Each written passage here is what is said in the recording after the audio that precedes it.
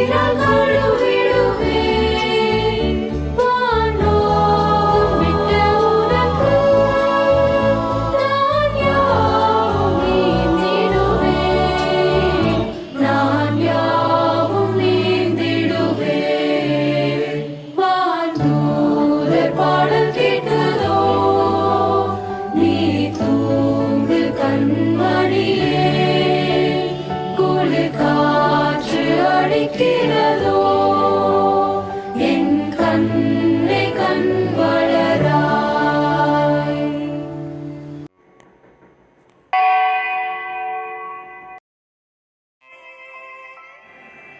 சுமார் 2000 ஆண்டுகளுக்கு முன்பதாக தேவன் மனித குலத்தோடு இரண்டர கலந்த மாபெரும் மீட்பின் வரலாறு. அதாவது தேவன் தன்னுடைய ஒரே குமாரனாகிய இயேசு கிறிஸ்துவை கன்னி மரியாளிடமிருந்து பிறப்பிக்க பண்ணி மனித குலத்தின் பாவங்களை இரட்சிக்க அனுப்பி வைத்தார். நாம் இப்போது அந்த இயேசு கிறிஸ்துவின் ஜனனத்தின் விவரத்தை ஒரு நாடகமாக கண்டு கிறிஸ்துவின் பிறப்பின் வரலாற்றை அறிவோம். தாவீதின் வம்சத்தானாகிய யோசேப்பு என்கிற நாமமுள்ள புருஷனுக்கு நியமிக்கப்பட்டிருந்த ஒரு கன்னிகையினிடத்திற்கு ஒரு தேவதூதன் தேவனாலே அனுப்பி வைக்கப்பட்டான். அந்த கன்னிகையின் பெயர் மரியாள். மரியாள் யோசேப்புக்கு நியமிக்கப்பட்டிருக்கையில் அவர்கள் கூடி வரும் முன்னே அவள் பரிசுத்த ஆவியினாலே கர்ப்பவதியானாள். அவள் இருந்த வீட்டில் தேவதூதன் பிரவேசித்து, கிருபை பெற்றவளே வாழ்க, கர்த்தர் உன்னுடனே இருக்கிறார், ஸ்திரீகளுக்குள்ளே நீ ஆசீர்வதிக்கப்பட்டவள். அவளோ அவனை கண்டு அவன் வார்த்தையினால் கலங்கி இந்த வாழ்த்துதல் எப்படிப்பட்டதோ என்று சிந்தித்து கொண்டிருந்தாள். பயப்படாதே, நீ தேவனிடத்தில் கிருபை பெற்றாய். இதோ நீ கர்ப்பவதியாகி ஒரு குமாரனை பெறுவாய். அவருக்கு இயேசு என்று பெயரிடுவாயாக. அவர் பெரியவராயிருப்பார், உன்னதமானவருடைய குமாரன் எனப்படுவார்.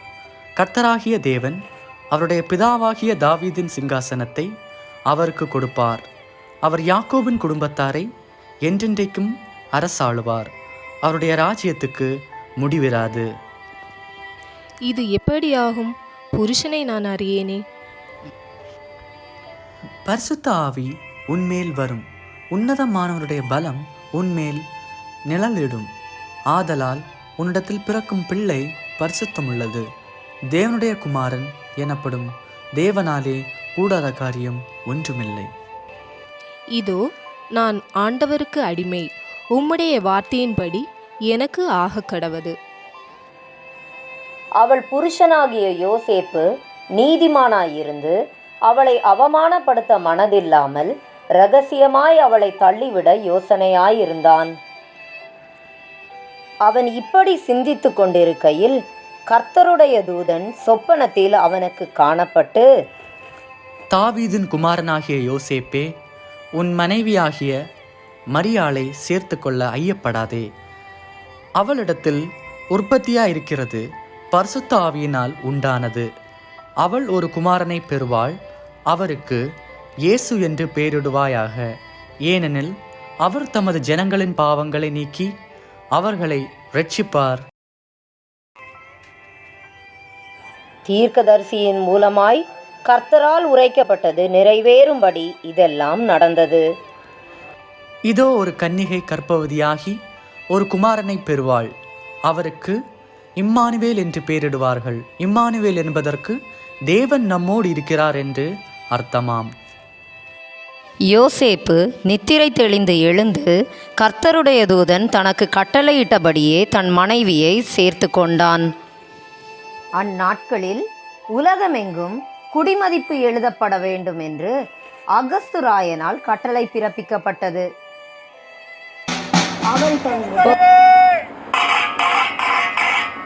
இதனால் உங்கள் அனைவருக்கும் அறிவிக்கப்படுவது என்னவென்றால்,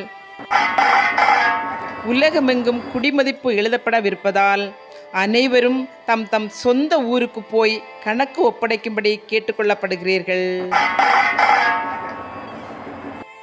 சீரியா நாட்டிலே சிரினேயு என்பவன் தேசாதிபதியாயிருந்தபோது இந்த முதலாம் குடிமதிப்பு உண்டாயிற்று. அந்தபடி குடிமதிப்பு எழுதப்படும்படிக்கு எல்லாரும் தங்கள் தங்கள் ஊருக்கு போனார்கள்.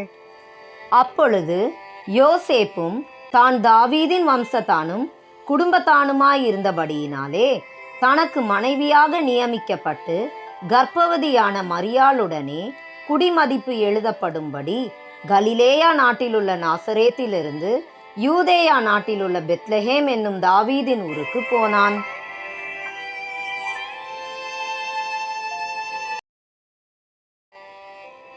அவ்விடத்திலே அவர்கள் இருக்கையில் அவளுக்கு பிரசவ காலம் நேரிட்டது. சத்திரத்தில் அவளுக்கு இடம் கிடைக்காதபடியினாலும்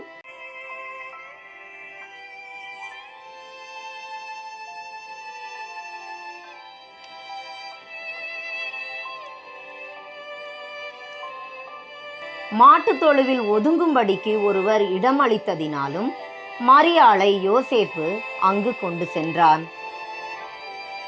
அவள் தன் முதற் பேரான குமாரனை பெற்று பிள்ளையை துணிகளில் சுற்றி முன்னணையிலே கிடத்தினாள். அவ்வேளையில் அந்த நாட்டிலே மேய்ப்பர்கள் வயல்வெளியில் தங்கி ராத்திரியிலே தங்கள் மந்தையை காத்து கொண்டிருந்தார்கள். அவ்வேளையில் கர்த்தருடைய தூதன் அவர்களிடத்தில் வந்து நின்றான்.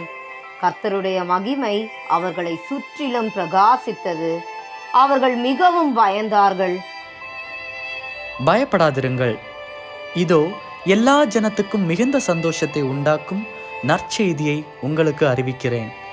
இன்று கர்த்தராகிய கிறிஸ்து என்னும் இரட்சகர் உங்களுக்கு தாவீதின் ஊரிலே பிறந்திருக்கிறார்.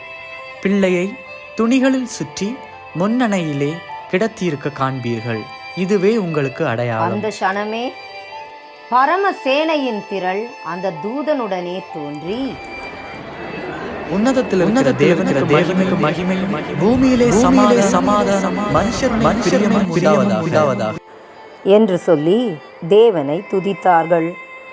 தேவதூதர்கள் அவர்களை விட்டு பரலோகத்திற்கு போன பின்பு மேய்ப்பர்கள் ஒருவரையொருவர் நோக்கி பேசிக்கொண்டனர். நாம் பெத்லேஹேம் ஊருக்கு போய் நடந்ததாக கர்த்தரால் நமக்கு அறிவிக்கப்பட்ட இந்த காரியத்தை பார்ப்போம் வாருங்கள். தங்களுக்குள்ளே பேசிக்கொண்டு தீவிரமாய் வந்து மரியாளையும் யோசேப்பையும் முன்னணையிலே கிடத்தியிருந்த பிள்ளையையும் கண்டார்கள். கண்டு அந்த பிள்ளையை குறித்து தங்களுக்கு சொல்லப்பட்ட சங்கதியை பிரசித்தம் பண்ணினார்கள். மேய்ப்பராலே தங்களுக்கு சொல்லப்பட்டதை கேட்ட யாவரும் அவைகளை குறித்து ஆச்சரியப்பட்டார்கள். அதே வேளையில் ஏரோது ராஜாவின் காதுகளுக்கும் யூதேயாவில் உள்ள பெத்லெஹேமிலே இயேசு பிறந்திருக்கிறார் என்ற செய்தி சென்றடைந்தது. எப்படியெனில், கிழக்கிலிருந்து சாஸ்திரிகள் எருசலேமுக்கு வந்து,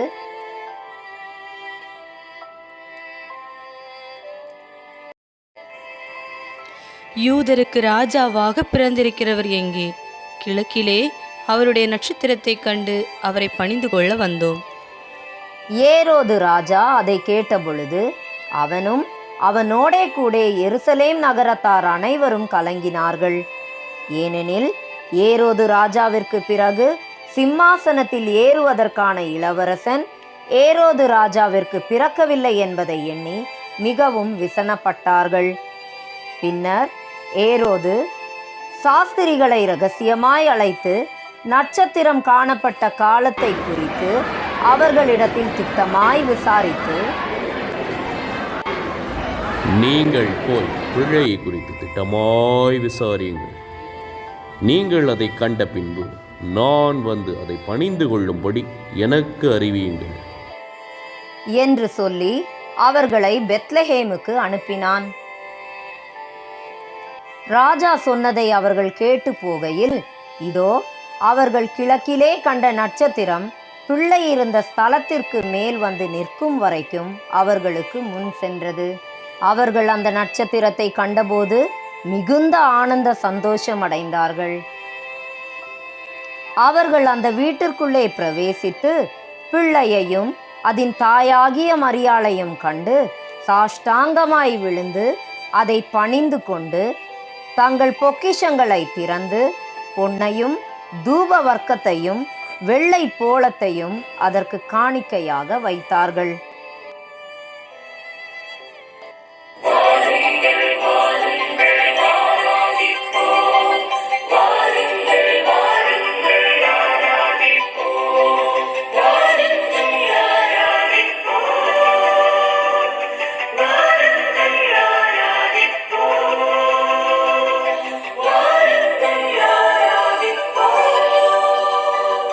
வாருங்கள்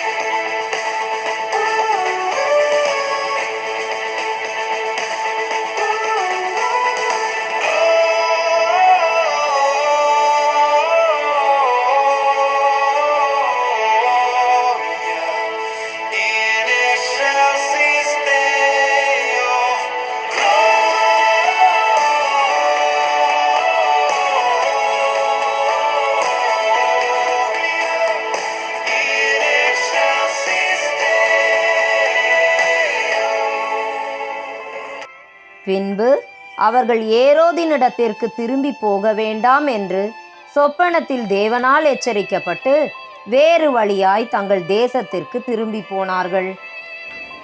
இதுவே இயேசு குழந்தையாய் பிறந்தபோது நடந்த காரியங்களாகும். இதை நினைவு கூறுமாறு கொண்டாடப்படுவதே கிறிஸ்துமஸ் பண்டிகை. அனைவருக்கும் எங்கள் உள்ளம் கனிந்த கிறிஸ்துமஸ் நல்வாழ்த்துக்களை தெரிவித்துக் கொள்கிறோம்.